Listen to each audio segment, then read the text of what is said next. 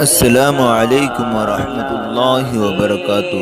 ناظرین، اگر آپ ہمارے چینل میں نئے ہیں تو ہمارا چینل یس سر چینل کو سبسکرائب کریں اور بیل آئیکن کو دبائیں تاکہ نئے نئے ویڈیو اپلوڈ ہوتے ہی آپ تک نوٹیفیکیشن کے ذریعے پہنچ سکیں۔ جزاک اللہ۔ سيدنا ومولانا محمدا عبده ورسوله وصلى الله عليه وعلى آله وأصحابه وسلم. أما بعد، فأعوذ بالله من الشيطان الرجيم. بسم الله الرحمن الرحيم. يا أيها الذين آمنوا اتقوا الله وكونوا مع الصادقين. صدق اللہ مولانا العظیم. میرے محترم بزرگوں اور عزیز دوستو،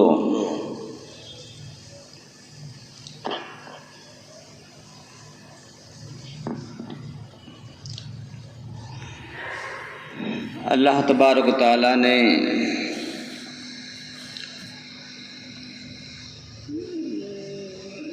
اس دنیا کو جو بنایا ہے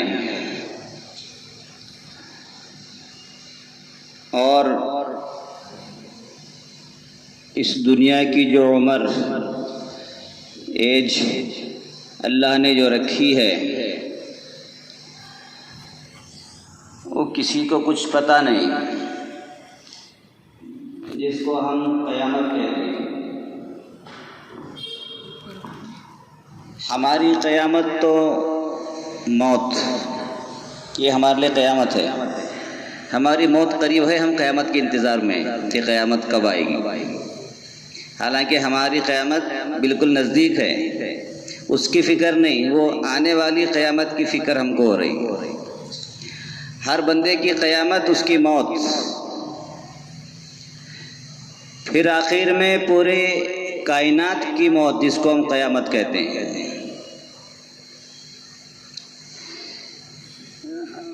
ہے نا، اللہ کے نبی سے صحابہ نے پوچھا قیامت کب آئے گی. اللہ کے نبی نے پوچھا قیامت کے لیے کیا تیاری کر رکھی ہے.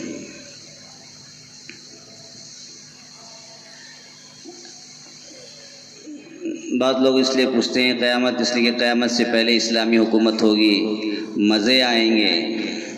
ہوتا ہے نا، اسلامی حکومت ہوگی، ہم بڑے بڑے عہدوں پر ہوں گے اور عیش کریں گے، عشرت کریں گے، مزے لیں گے، سامنے والوں کو جواب دیں گے. اس لیے قیامت کے انتظار میں ہیں کہ قیامت سے پہلے پہلے یہ ہوگا. اللہ کے نبی پوچھ رہے ہیں قیامت سے پہلے تیاری کیا کی ہے. اسلامی حکومت آ بھی گئی، اس کے بعد بھی سوال ہوگا قبر میں، کیا تیاری کر کے لائے ہو. یہ نہیں کہ تم اسلامی حکومت میں تھے اب تمہیں ڈائریکٹ جنت میں ڈال دیا جائے گا، ایسا نہیں. اسلامی حکومت ہو یا اسلامی حکومت نہ ہو، ہمیں اعمال تو کرنے پڑیں گے. اسلامی حکومت کو اپنے اوپر نافذ کرنا ہے، پہلے اپنے اوپر.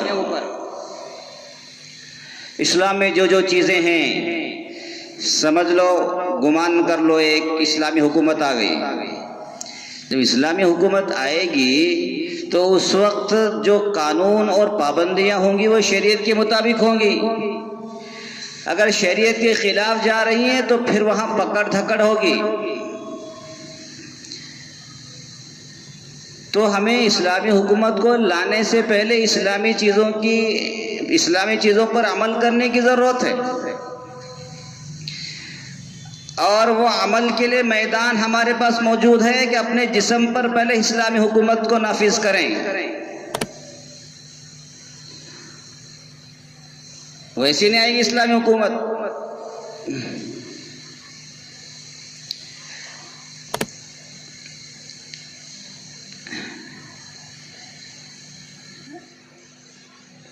اس لیے کہ مہدی علیہ السلام آئیں گے، عیسیٰ علیہ السلام آئیں گے، ان کے ساتھ دینے والے جو لوگ ہیں وہ متقی، پرہیزگار.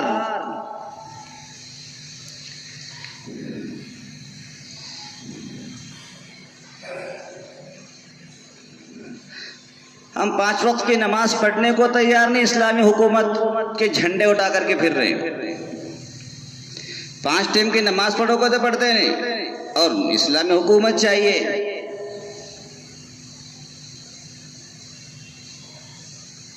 ایسا کبھی نہیں ہوگا۔ اللہ تعالیٰ وہ تمام چیزیں تب دیتے ہیں جب سامنے والے کے پاس وہ تمام صلاحیتیں موجود ہوں۔ بے صلاحیت انسان کو اللہ تعالیٰ کوئی ذمہ داری نہیں دیتے۔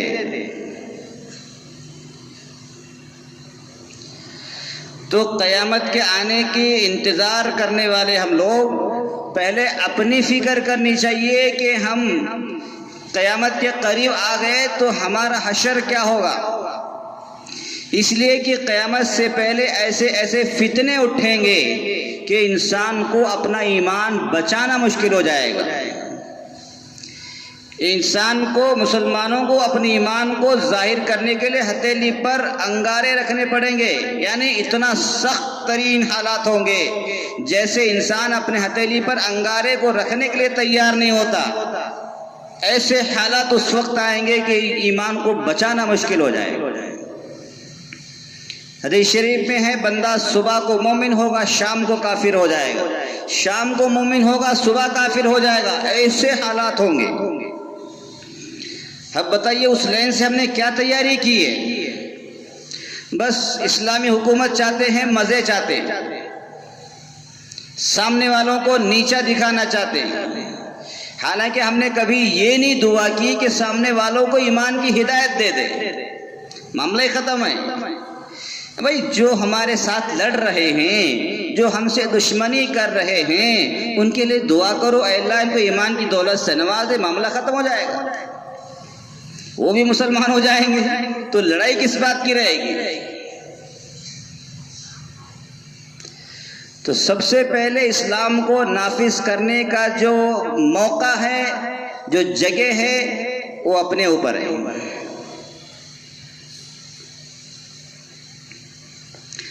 اگر کوئی بندہ اپنے اوپر اسلام کو نافذ نہیں کر رہا ہے، وہ کیا کرے گا؟ قیامت کے بعد، اسلام حکومت آنے کے بعد ڈنڈے اسی پر پڑیں گے۔ جو اپنے اوپر بھی اسلامی حکومت نافذ نہیں کر رہا ہے، اسلامی حکومت جب آتی ہے وہاں سخت وارنٹ کٹ جاتے ہیں، کوئی رعایت نہیں ہوتی۔ ابھی سعودی عرب کے اندر 1 مہینے پہلے یا 1.5 مہینے پہلے کی بات ہے، ایک نوجوان نے ایک نوجوان کو قتل کر دیا، مرڈر کر دیا اس کو۔ اب ظاہر سی بات ہے، اسلامی مسلمانوں کی حکومت ہے، اسلامی کچھ قوانین وہاں بھی چلتے ہیں، تو بھائی خون کا بدلہ خون۔ وہاں یہ نہیں کہ بھائی اب مقدمہ چلے گا، بیل پر چھوٹ کر کے آ جائیں گے، ضمانت ملے گی، پیسے کھلا کر کے فیصلہ اپنے طرف کر لیں گے، ایسا نہیں ہوگا۔ خون کا بدلہ خون۔ جب یہ ثابت ہو گیا کہ فلاں نے قتل کیا ہے، اب اس کو بھی قتل ہی کیا جائے گا، دوسرا کوئی آپشن نہیں۔ یہ نہیں کہ اسے سولی پر لٹکا دو یا اس کو زہر دے دو، نہیں، اس کو بھی قتل کیا جائے گا۔ قانون ہے، اسلامی قانون ہے، شریعت کا قانون ہے، قرآن کا فیصلہ ہے۔ ایک آپشن رکھا ہے،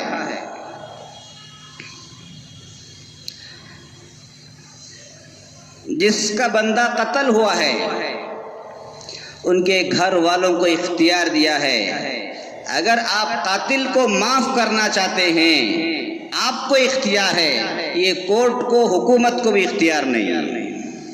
مثلا بیٹے کو قتل کر دیا، باپ زندہ ہے، اگر باپ کہے ٹھیک ہے میرے بیٹے کا قتل تو کر ہی دیا، اب وہ واپس تو آئے گا نہیں، اس کا بھی آپ قتل کر دیں گے بدلے میں، شریعت کا قانون ہے، لیکن میں چاہتا ہوں کہ اس بندے کو قتل نہ کیا جائے، اس کو معاف کر دیا جائے، تو حکومت اس معافی کو قبول کر لیتی ہے اور اسے چھوڑ دیتی ہے۔ اس کے علاوہ کوئی آپشن نہیں ہوا۔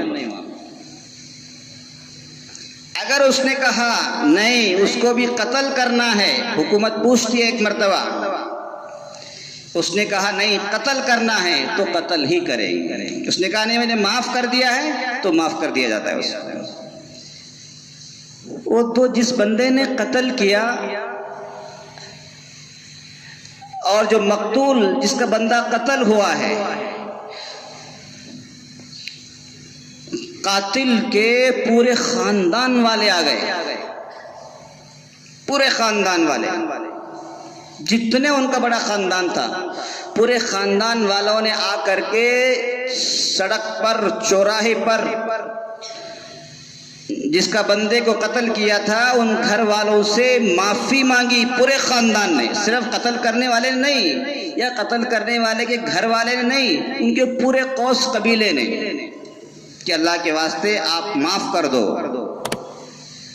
ہم آپ کو حالانکہ اپنی پگڑیاں، اپنی ٹوپیاں، اپنے جبے تک ان کے قدموں میں لا کر کے ڈال دیے، اللہ کے واسطے ہمارے بیٹے کو معاف کرو، غلطی ہو گئی ہے اس سے. اور کہا ہم آپ کو جتنا آپ پیسہ مانگیں گے اتنا پیسہ دیں گے، لیکن اللہ کے واسطے معاف کر دو آپ. وہ بھی اتنے ضدی لوگ تھے، انہوں نے ان کی معافی بھی ٹھکرائی، ان کی مال و دولت بھی ٹھکرائی. کہا نہیں، ہم اپنے بیٹے کے قتل کا بدلہ قتل سے ہی لیں گے. چنانچہ اسے چوراہے پر لایا گیا، چوک پر لایا گیا، اس کی گردن اڑا دی گئی. یہ قانون ہے شریعت کا. تو اسلامی حکومت کوئی آسان کام ہے؟ لوگ سمجھتے ہیں آسان ہے مسلمان ہونا. نہیں، مسلمان ہونا کوئی معمولی کام نہیں ہے. یہ تو ہم جمہوری ملک میں جی رہے ہیں، اس لیے ہمیں اسلامی چیزوں کا احساس نہیں ہے. قتل کا بدلہ قتل ہوتا ہے وہاں پر. تو ہم اس انتظار میں ہیں کہ اسلامی حکومت آئے. اسلامی حکومت آنے سے پہلے ہمیں اپنے اوپر اسلام کو نافذ کرنا چاہیے.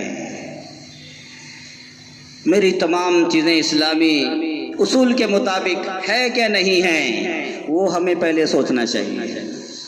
ہم اپنی زندگی اسلام کے مطابق گزار رہے ہیں کہ نہیں گزار رہے ہیں، وہ سوچنے کی ضرورت ہے. ہم اپنے معاملات اسلام کے مطابق کر رہے ہیں کہ نہیں کر رہے ہیں.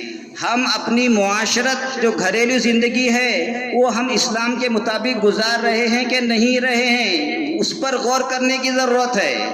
ادھر ہم ماں کو پریشان کر رہے ہیں، ادھر بیوی کو پریشان کر رہے ہیں، ادھر رشتہ داروں کو پریشان کر رہے ہیں، ادھر پڑوسیوں کو پریشان کر رہے ہیں، سب کو پریشان کر رہے ہیں. دعا کر رہے ہیں کہ اللہ اسلامی حکومت آ جائے. ہوگا کبھی ایسا؟ کبھی نہیں ہوگا.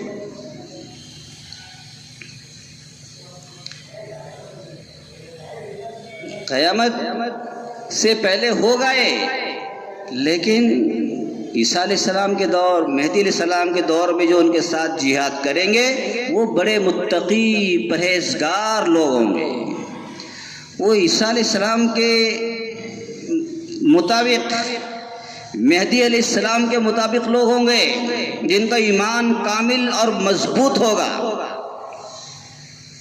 وہ کچے ایمان والے نہیں چلیں گے، وہاں مضبوط ایمان والے چلیں گے.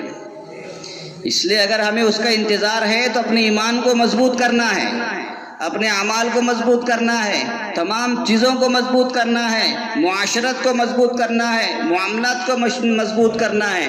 تب جا کر کے ہم دعا کرنے کے لائق بن سکتے ہیں.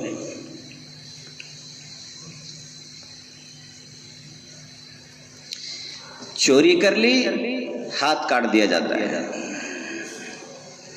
ہم سمجھ رہے ہیں چھوڑ دو، نہیں، وہاں نہیں چلے گا. اسلامی حکومت میں نہیں چلے گا. وہاں پر وہاں ہاتھ کاٹا جائے گا تاکہ دنیا کو پتہ چل جائے ہاں یہ چور ہے، تاکہ لوگ بچ سکیں.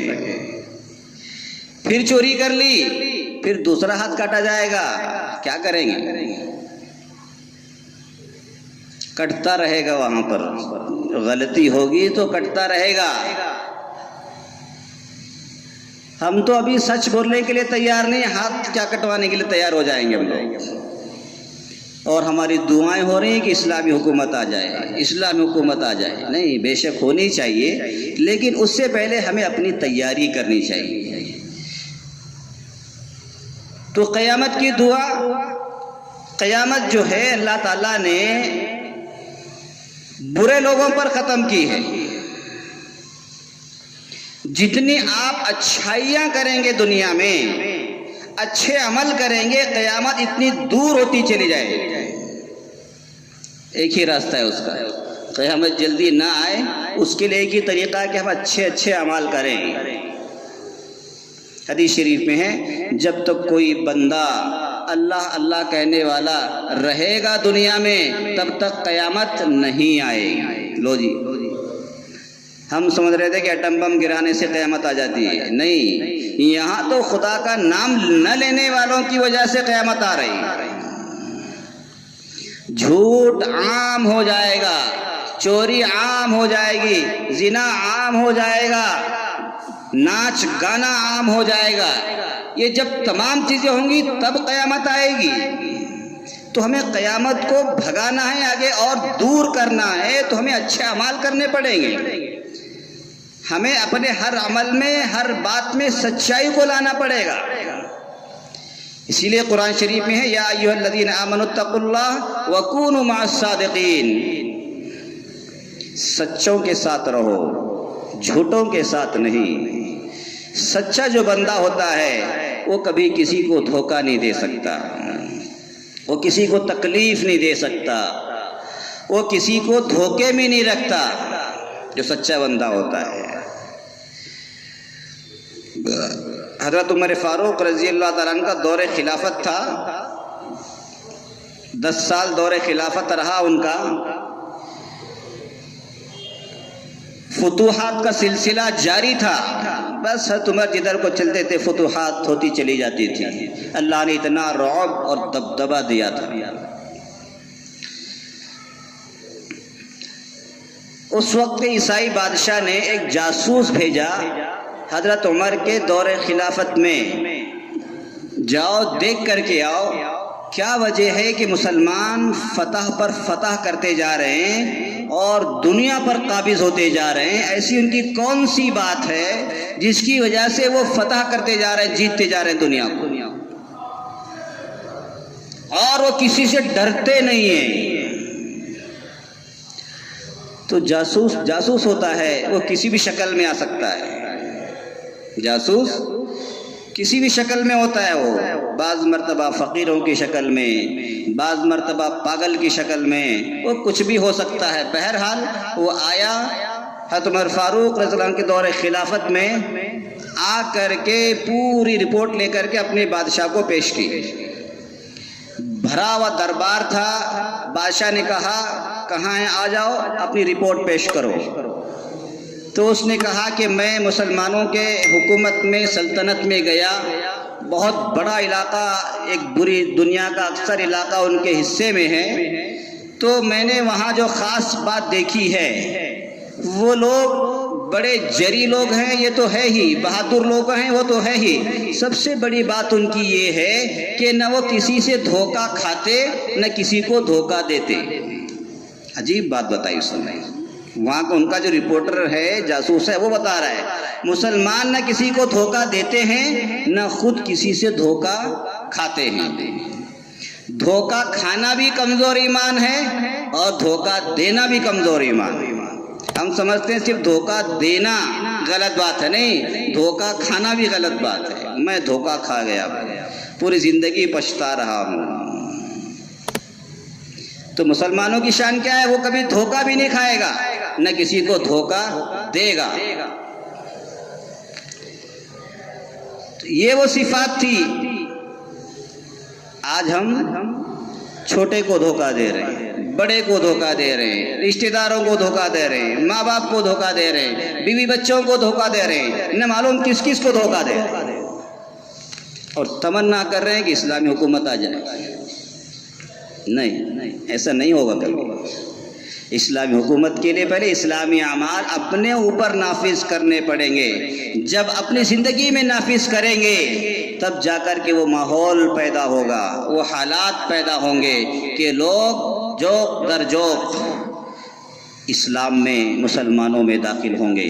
اتنے بڑے بڑے لوگ داخل ہوں گے جو دنیا کو فتح کریں گے۔ پھر ہم جیسے کریں گے فتح، ہم تو خود کو نہیں فتح کر سکے، اپنے گھر کو، بیوی بچوں کو نہیں فتح کر سکے، وہ لوگ اور ہیں جن کو اللہ تعالیٰ نے چن لیا ہے۔ تو قیامت کے لیے ہم انتظار میں ہیں، لیکن ہمیں قیامت کو آگے بڑھانا ہے تو اپنے اعمال کو درست کرنا ہے، سچوں کے ساتھ زندگی گزارنی ہے۔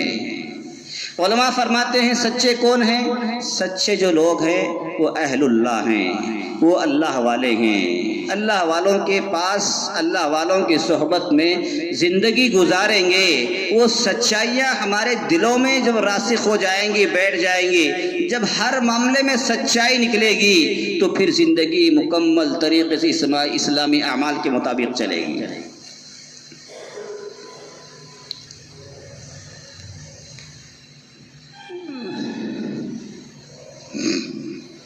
افغانستان کے بادشاہ تھے غزنوی، محمود غزنوی، بہت بڑا بادشاہ گزرا ہے۔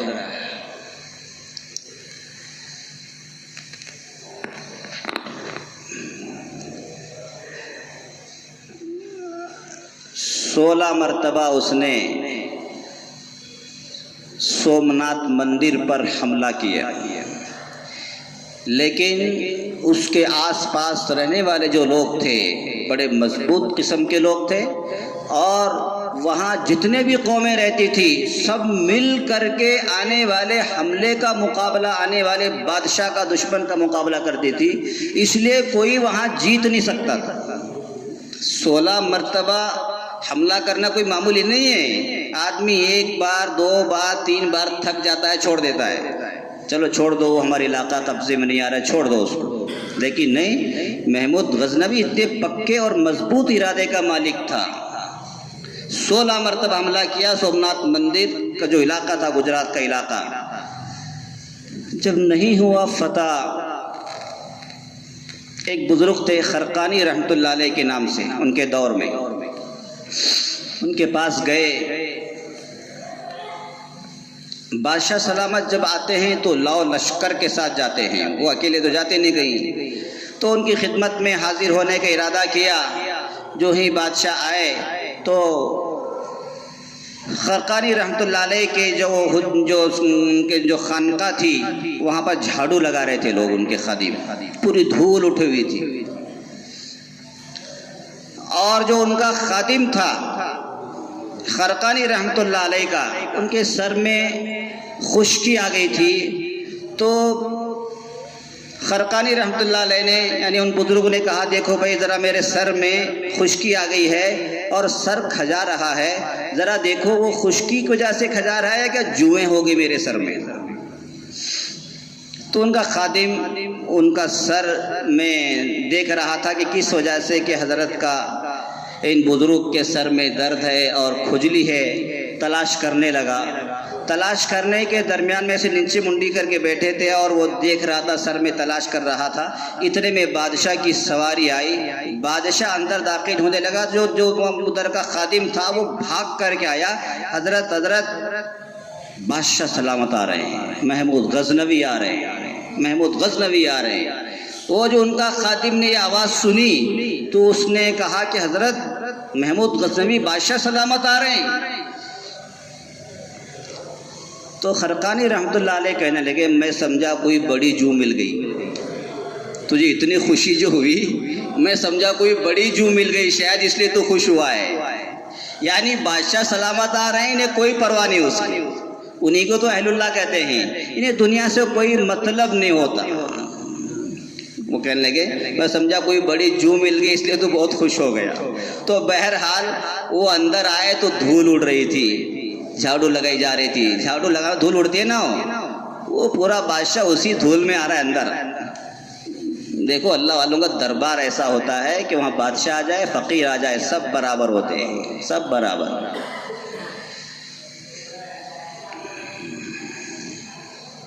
ایک بزرگ بیٹھے ہوئے تھے راستے میں، پیر پھیلا کر بادشاہ کی سواری گزر رہی تھی، وہ جیسے گزر رہی ہے لوگوں نے کہا کہ بادشاہ کی سواری گزر رہی ہے، پیر تو کم سے کم اپنے سمیٹ کر کے بیٹھ جاؤ، ادب سے تو بیٹھو، کم از کم پیر کیوں لمبے کر رکھے ہیں؟ کوئی پرواہ نہیں، انہیں بس بزرگ ہیں، انہیں کسی سے ڈر نہیں، خوف نہیں، کچھ نہیں۔ تو بادشاہ جا رہے تو بادشاہ خود اس کے پاس آ گیا تو سامنے پیر پھیلا کے بیٹھے۔ بادشاہ نے لات ماری، بادشاہ بادشاہ ہوتا ہے، یعنی بادشاہ جا رہا ہے پھر بھی تو پیر لمبے کر کے بیٹھا ہے، دکھتا نہیں بادشاہ کی سواری جا رہی ہے، بادشاہ سلامت تیرے سامنے سے جا رہے تو لمبے پیر کر کے بیٹھا ہے، میں سمجھا کوئی گدھا جا رہا ہے، اس لیے کہ لات تو گدھا ہی مارتا ہے، انسان نہیں مار سکتا لات۔ لو جی بادشاہ کو گدھا بنا دیا۔ ایسے ہوتے ہیں اللہ والے۔ جب بادشاہ نے دیکھا یہ تو واقعی بزرگ ہے، یہ مجھے چھوڑے گا نہیں، جاتے جاتے ہدیہ دینے لگا۔ ہوتے نا بادشاہ، پہلے وہ اشرفیہ دینار درہم ہوتے تھے، جاتے جاتے ان کو دے دو تاکہ ان کا گزارا ہو جائے۔ وہ بزرگ کہنے لگے جو انسان بادشاہ کے سامنے پیر پھیلاتا ہے وہ ہاتھ نہیں پھیلا سکتا۔ لو جی عجیب بات، جو انسان پیر پھیلاتا ہے بادشاہ کے سامنے وہ ہاتھ نہیں پھیلائے گا، یعنی اس کا ہدیہ بھی نہیں لیا۔ تو ایسے ہوتے ہیں اللہ والے، ان کی ہاں بادشاہ آ جائے کوئی بھی آ جائے کوئی پرواہ نہیں، اس لیے کہ احکم الحاکمین سے ان کا رابطہ ہوتا ہے۔ انہیں یہ دنیا والے یہ ایسے لگتے ہیں جیسے کہ کوئی بندر ہو، کتا ہو، اور ایسے ایسے جانور نظر آتے ہیں ہم ان کو، انسان بھی نظر نہیں آتے ان کی نگاہوں میں، تو اس لیے وہ کسی کی پرواہ نہیں کرتے ہو، بس اللہ سے ان کا رابطہ ہوتا ہے۔ تو خرقانی رحمۃ اللہ علیہ اپنا جو دکھا رہے تھے سر میں، ادھر سے آ گئے محمود غزنوی رحمۃ اللہ علیہ، کہنے کہ حضرت میں آپ کے پاس ایک درخواست لے کر کے آیا ہوں، میں سومناتھ مندر پر 16 مرتبہ وار کر چکا ہوں لیکن کامیاب نہیں ہو سکا، بس آپ کے پاس آیا ہوں دعا کرانے کے لیے تاکہ میں سومناتھ مندر کو فتح کر سکوں۔ تو انہوں نے کہا اچھی بات ہے۔ ان کا ایک جبہ تھا، جبہ جس کو پہنتے تھے، وہ جبہ اٹھا کر کے محمود غزنوی رحمۃ اللہ علیہ کو دے دیا، کہا اس جبے کو لے جاؤ، جب تم لشکر لے کر کے جاؤ اور وہاں پہنچو تو جبے کو سامنے رکھ کر کے اللہ سے دعا کرو، جبے کو سامنے رکھ کر کے، میرا جبہ سامنے رکھ کر کے اللہ سے دعا کرو، اے اللہ میاں اگر اس جبے والے کا تمہارے نزدیک کوئی مقام ہے، یہ دیکھیے پھر اللہ کی طرف ہی رجوع کرا رہے ہیں اس کو، اس جبے والے کا تیرے نزدیک کوئی مقام اور مرتبہ ہے تو ان کی دعا کی بدولت مجھے فتح نصیب فرما۔ عجیب بات۔ چنانچہ لشکر لے کر کے گئے، سب لوگ ادھر بھی تیاری ادھر بھی تیاری، دیکھا معاملہ کوشش کی نہیں ہوئی، پھر انہوں نے کیا کیا، جبہ سامنے رکھ کر کے دعا کی، اللہ تعالیٰ نے اس 17ویں مرتبہ میں محمود غزنوی رحمۃ اللہ علیہ کو فتح دلا دی۔ کیوں؟ اس لیے کہ اللہ والے ہوتے ہیں، ان کی زبانوں سے جو نکل جاتا ہے اللہ تعالیٰ اس کی لاج رکھتے ہیں، اللہ تعالیٰ اس کو قبول کر لیتے ہیں۔ کیوں قبول کرتے ہیں؟ اس لیے کہ وہ اپنی زندگی میں سچے ہوتے ہیں، وہ کبھی جھوٹ نہیں بولتے، ہمیشہ سچ بولتے ہیں۔ اسی لیے قرآن شریف میں کہا یا ایھا الذین آمنوا اتقوا اللہ وکونوا مع الصادقین، اے ایمان والو اللہ سے ڈرو اور سچوں کے ساتھ زندگی گزارو، اہل اللہ کے ساتھ زندگی گزارو تاکہ تمہاری زندگی بھی اللہ کے ہاں مقبول ہو جائے۔ اللہ ہم سب کو اپنی زندگی میں سچ کے ساتھ اور سچوں کے ساتھ زندگی گزارنے کی توفیق نصیب فرمائے۔ وآخر دعوانا الحمد للہ رب العالمین۔